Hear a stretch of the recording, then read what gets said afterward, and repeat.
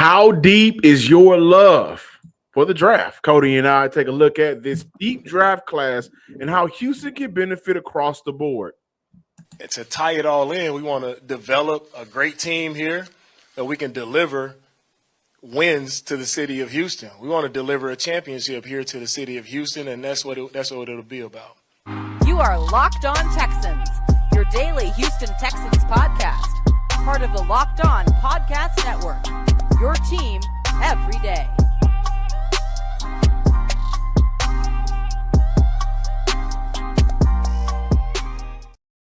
Welcome, everybody, to a Tuesday episode of the Locked On Texan podcast, a part of the Locked On Podcast Network, your team every day.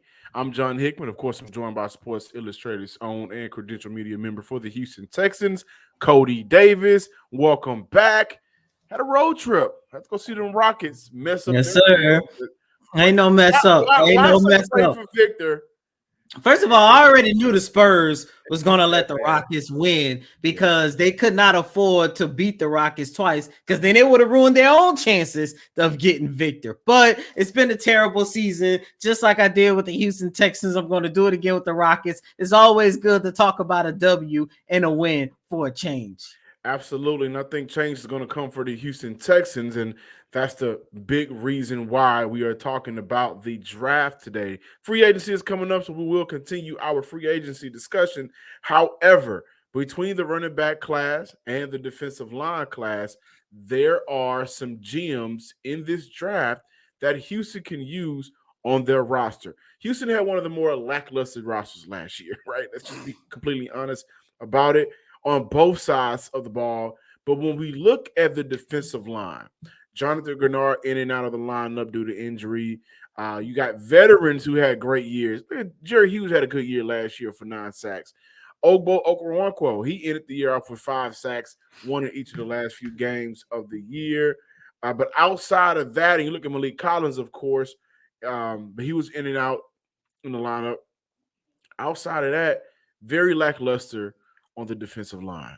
When we look at this NFL draft coming up in 2 months, or a month now, actually, Cody, I think there's some players that Houston can really use. What about you? Yeah, I think so too. And when I take a look at the talent that's coming out on the defensive line in this draft, man, the one thing I'm looking for is whether or not these players can actually help the Houston Texans stop the run. Because we talked about it here a lot on this show. We talked about how inefficient the Houston Texans have been at stopping a run. This past season, the Houston Texans gave up an average of 170 yards on the ground. Now, towards the end of last season, things started to get a little bit better once Lovie Smith made some changes to that defensive front. However, this team has been god-awful at stopping the run ever since the days of DJ Reader.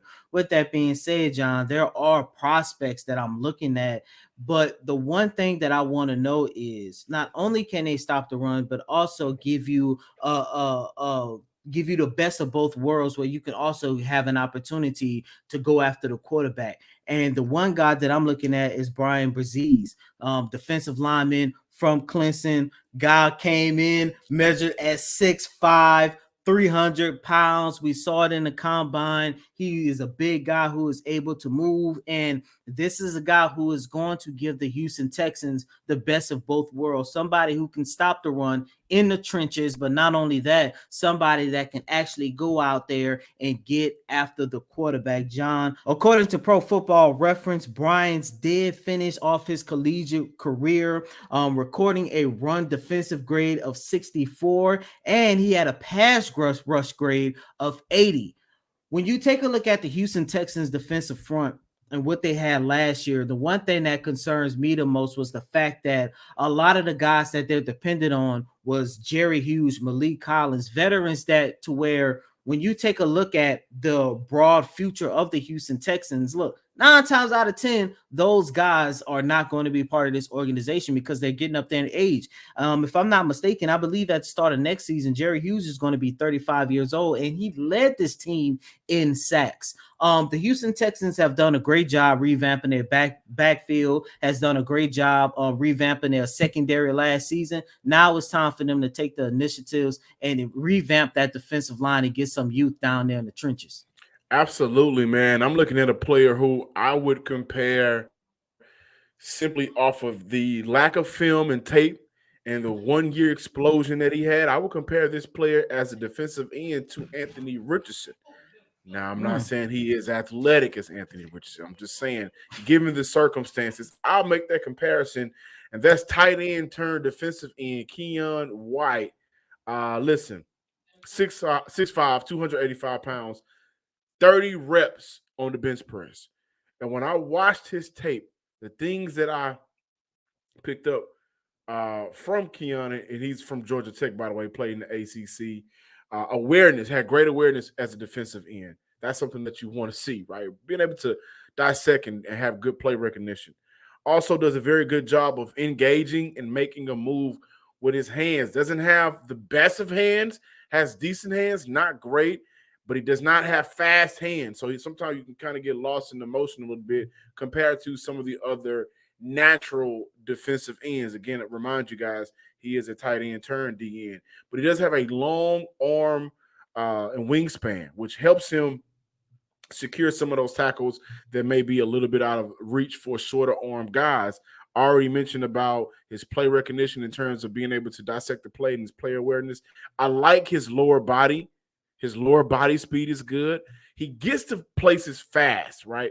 And he also plays discipline. Didn't see a lot of tape where he jumped inside while playing a lot of the outside, playing a five containment out. Didn't see a lot of that. He's a power rusher guy, not a natural speed rusher. Get after your quarterback using a lot of finesse. He is strong. 30 reps on the bench press. 6'5", right? His body is what allows him to win. And at this stage of his career, I think it's room for improvement to get better as a natural pass rusher. Again, not the best hands. Saw some improvement from him at the Senior Bowl. Whenever I had an opportunity to go back and watch some of the tape, doesn't play wild, again, doesn't play undisciplined, and has a very good pursuit to the ball. Going back to his wingspan, once again, allows him to make some of those difficult plays. The game against UNC this past year, 3 sacks, 4 total tackles for a loss, just beat guys physically and fast. Physically and fast. That is what he's done throughout his entire senior year with the 7.5 sacks. Nothing special in terms of creativity to getting after the ball. He just beats them physically and fast. And when I look at the game against UNC, he set the tone in that second quarter in the red zone, 3 straight plays in that area. His name was called 3 separate times, back to back to back. Each of those plays, he dissected the play quickly. Again, going back to that awareness, and he used his power and speed to get to the ball carrier. Ended his career this season with 54 tackles, 14 tackles for loss, 7.5 sacks, 30 QB pressures, and 30 QB hurries, and 41 QB pressures. You know who has similar numbers to that their last season in college football, Cody? Oh Lord, who is it? Charles Omenihu. 45 tackles, 18 tackles for loss, and 9.5 sacks. Former 5th rounder Charles Omenihu. And the best thing I like about when I look at Keon White and comparing it to Charles Omenihu, when they get to the next level, Chuck is already in the league, but when he gets to the next level, the possibility of him being a Swiss Army in between playing some of the 5 technique, playing some of that 3 technique or that 2-eye technique, and he's using his power in order to get some of these one-on-one wins. And I like that of that special ability from him. So I can see him playing some D tackle in the league. One personnel executive for an AFC team said you have to see him in person to get a feel for how he moves around, for how big he is. He's a big guy, really athletic with a high floor. He'll be a riser. He's a guy that I think Houston can use because bringing in D'Amico Ryans, of course, we know this team needs depth, but I look at White, again, I believe he can play inside and play out. And with his power, his ability to rush the pass rusher, rush the quarterback with strictly in strength and power, that is going to make a lot of guys' jobs harder because he's that strong. And I think he'd be valuable for this Houston Texans team. The midway point of the NBA season is here, and now is the perfect time to download FanDuel, America's #1 sports book, because new customers get a no-sweat first bet up to $1,000. That's bonus bets back if your first bet doesn't win. Just download the FanDuel app. It's safe, secure, and easy to use. Then you can bet on everything from the money line to point scores, 3 points drained. They've got it all over at FanDuel. So again, go check out FanDuel, FanDuel.com/locked on. That's FanDuel.com/locked on. Don't miss out on the chance to get your no sweat first bet up to $1,000 back in bonus bets. Welcome back in, Locked On Texans listeners, to a Tuesday episode of the Locked On Texans podcast. Be sure to make sure you are subscribed to the Locked On Texans podcast on YouTube, and also check us out on all of the major podcasting platforms under the name Locked On Texans. I don't know if you guys caught the Keith Sweat drop that I did to open up the show. How deep is your love? But I did. This is so, brother.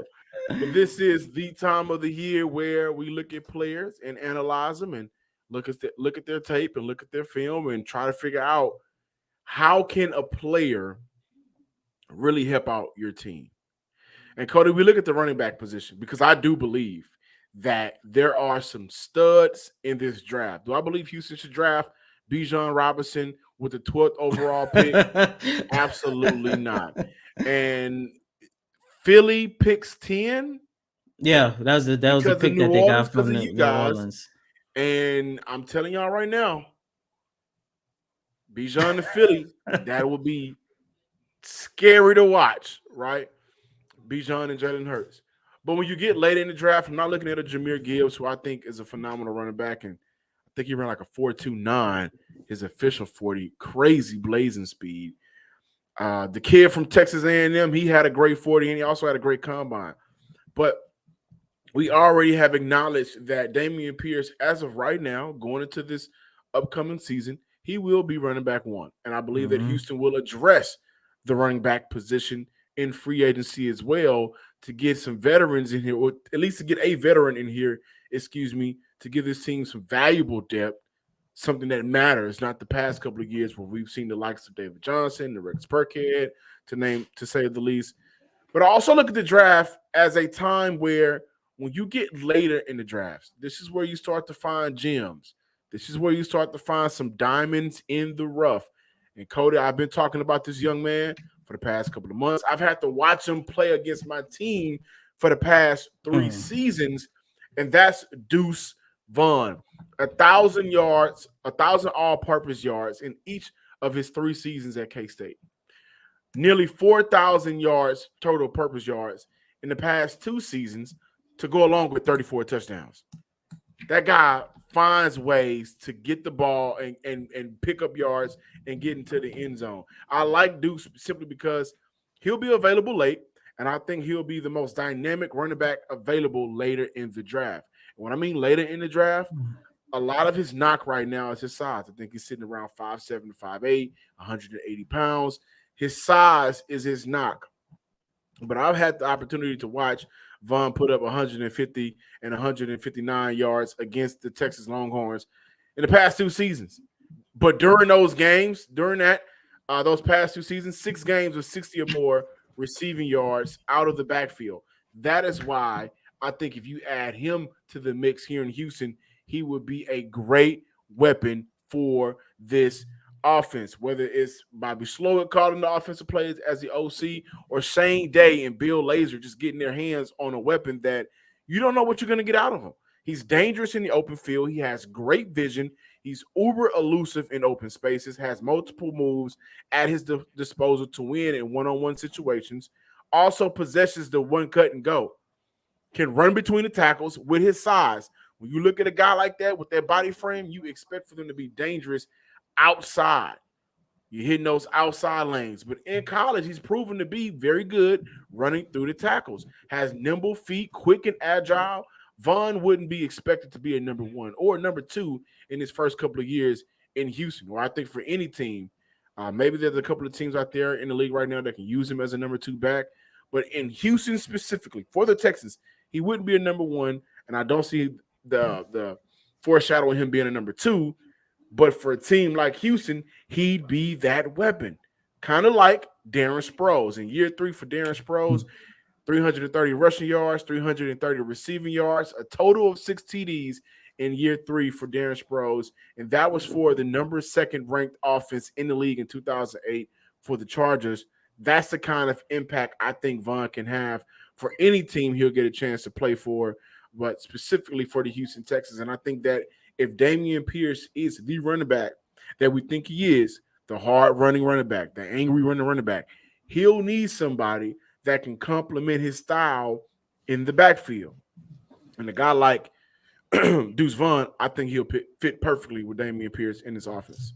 And this is where I'm a little bit conflicted, John, listeners and viewers, because for the first time since covering this team, I don't think that the Texans need to draft a running back. And I only say that because when you take a look at the multiple holes here on this roster, especially on the defensive side of the ball, especially on the D line, I kind of feel like Nick Caserio and the Texans can build a better roster without drafting a running back. Now, I'm not saying that they shouldn't go out and try to seek a number 2 running back, because I do believe their best possibility to do so will be in free agency, because even though Dameon Pierce is your number 1 running back, you're going to need somebody at number 2 who can basically be plug and play. I look at this from a standpoint, if you go out and draft a running back in the later rounds, it's not going to be a plug and play situation, because you're going to have to give him time to get accustomed to the NFL, which means your number 2 or your dependent on number 2 running back isn't going to give you that much production that you want, giving Dameon Pierce some type of relief. Now, with that being said, in an event that I can see Nick Caserio and the Texans going after a running back in the draft, I do believe that you are looking at a draft that can be utilized in both in the rushing attack, but more so in the passing game as well. Because remember what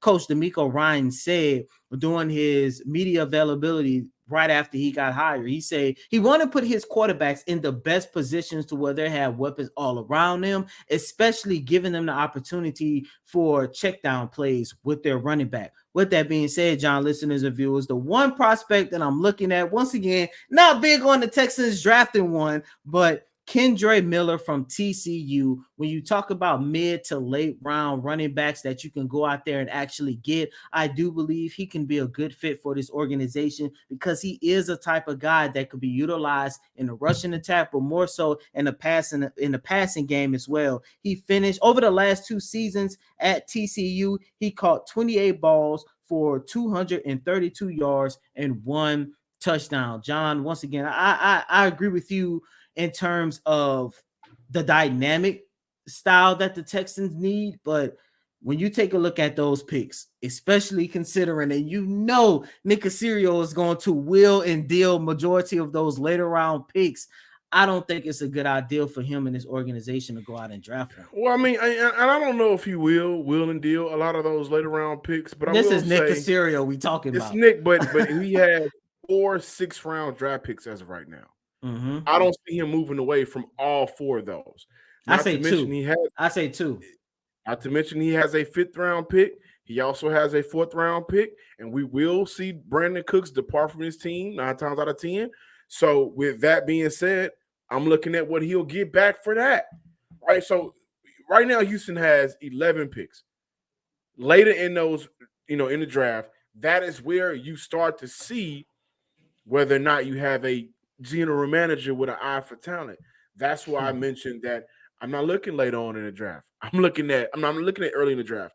I'm looking at later in the draft, and I think that Deuce Vaughn will be the more impactful running back left in between the 5th and the 6th round. Because I don't think he's going earlier than the 5th and 6th round. Maybe the 4th round, depending on what team. And I can see the Chargers, that's their MO. I can see the Chargers having somebody draft him, but they also already have Austin Eckler. Maybe I can see a team like the Broncos who could use a player like him out of the backfield. But between the 5 later round draft picks, between 5, the 5th round, and those 4 6th round picks, I don't see him moving on from all of those. And I see him using those picks in order to get players that may not be as impactful as you want to see them this year. But he has a coach now that I think he believes in and can get them to a place in their career where they are contributing to a winning franchise. And again, I look at Deuce Vaughn, and I like what he does out of the backfield as a receiver.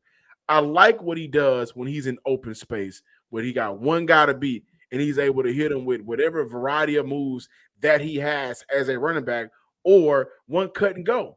So he has a bunch of tools in his artillery bag, and he has nimble feet. Like I just mentioned, I just think that when you pair him with a running back like Dameon Pierce, who I think will be on this team for the next 2 to 3 years, maybe beyond that. Hopefully, they get a deal done with him and they don't run him into the ground. It's the perfect 1-2 combination. So, you're looking at the guy you mentioned. What's the young man's name? Kendra Miller. Miller out of TCU is another one, right? He's another one out of the backfield. John, when I take a look at those picks, man, and knowing what I know about Nick Caserio, I do go back off of how he was able to utilize the draft over the last 2 years. And when you take a look at those later picks, I mean, hell, look what he was able to do last year in terms of getting help on that defensive front with Thomas Booker. You look on the offensive side of the ball, getting help with your boy TQ. Like, I just look at it from a standpoint of, I think, given how good Dameon Pierce is, and given the fact that free agency is only a week from now, as a matter of fact, that I would like to see the Houston Texans go out, and when you go out and seek your number 2 running back, just bring in somebody without a shadow of doubt is ready to come in and actually, because that's the only way I could really see a number 2 running back being beneficial with the way Dameon Pierce's career is starting off. Right, and I also want to add that's been one of the harder things to honestly judge Nick Caserio by, because in his first year in Houston, he didn't start drafting until the 3rd round. But those players, because of how bad of a shape the roster was, those players are probably players, and I point directly to Davis Mills and Roy Lopez. Those players are probably players that you don't expect to see much in their rookie year, right? Even, maybe I'm not going to say Brevin Jordan because he was a number 3rd overall tight end. But between those players, like Nick has, especially in year 1, had to draft later. And then those guys have had to play earlier than what maybe anybody would have expected to see without the development kind of just been thrown out there, right? And so I look at a situation this year where my thought is, now you have the money to build around this team in free agency. Now you already have some established guys on the roster already. You're also going to go into the draft with a plan.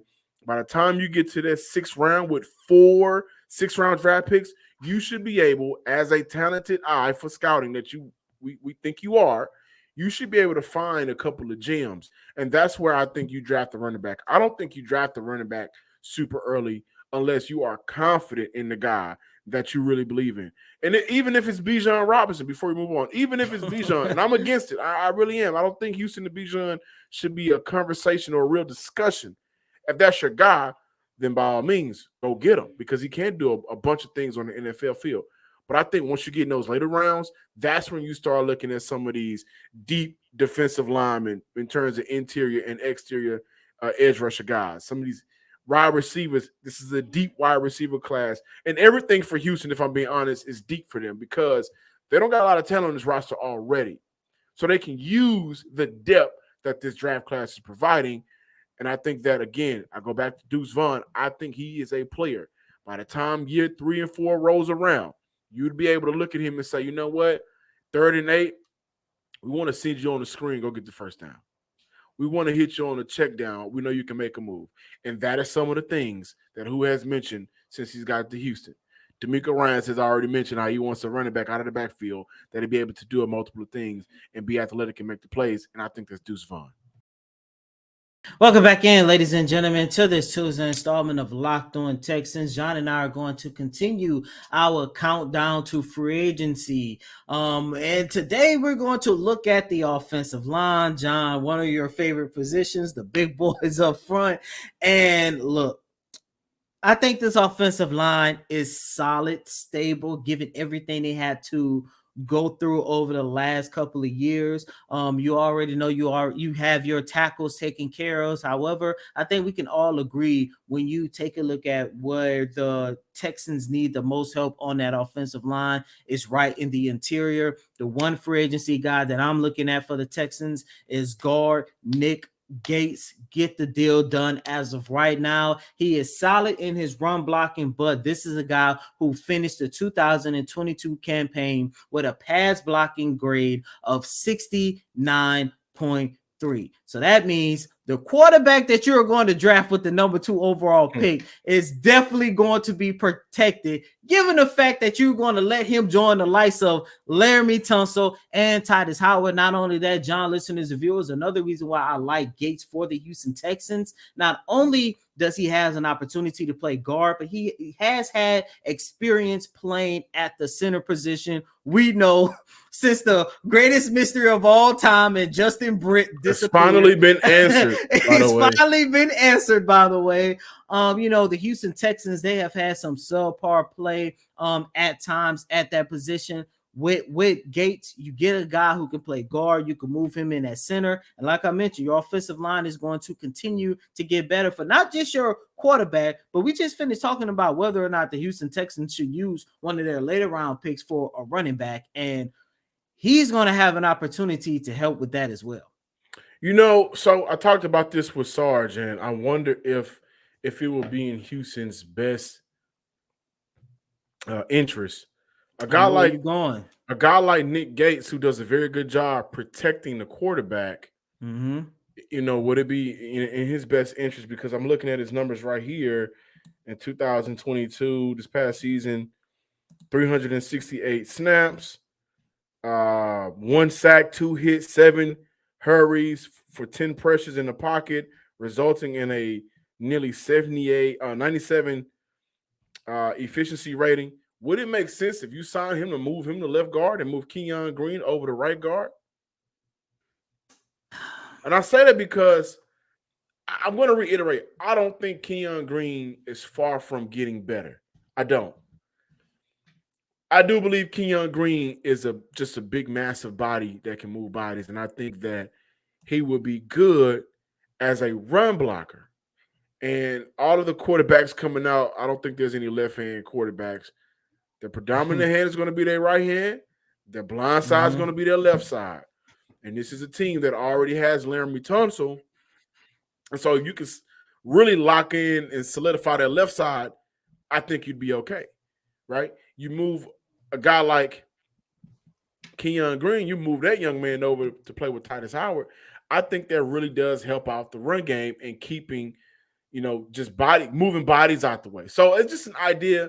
I think that at some point Houston should look at that idea. This is just, my thought process.